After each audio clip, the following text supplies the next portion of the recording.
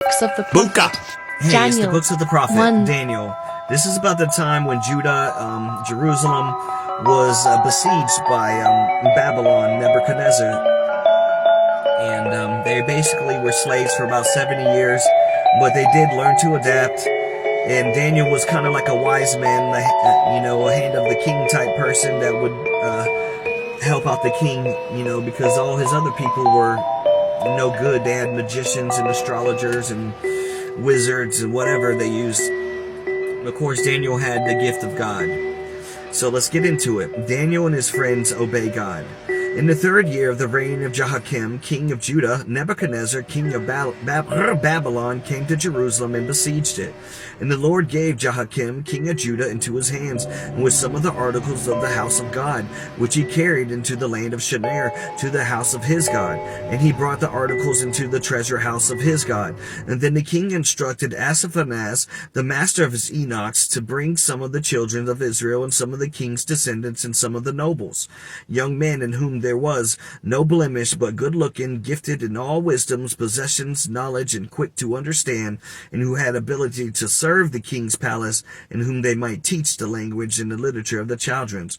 So he's looking for these people, and they got to be good-looking and have some skills and have knowledge and learn some languages.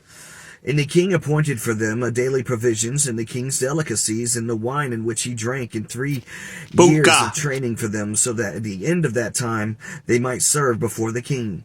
And now from among those of the sons of Judah were Daniel and Hananiah, and Mishael, and Azariah. And to them the chief of the eunuchs gave names, and he gave Daniel the name of Belteshazzar, and to Hananiah Shadrach, and to Mishael Masharech, and to Azariah Abed-nego. But Daniel proposed in his heart that he would not defile himself with the portions of the king's delicacies, nor with the wine which he drank, and therefore he requested of the chief of the eunuchs that he might not defile himself. Now God had brought Daniel into the favor of the goodwill of the chief of the eunuchs. And the chief of the eunuchs said to Daniel, I fear my lord, the king, who has appointed your food and drink, for why should he see your faces looking worse than the young men who are your age, and then would endanger my head before the king? So he's stressing out because Daniel and his boys are not eating that stuff, that crap, and they're looking skinny and sick, you know what I'm saying?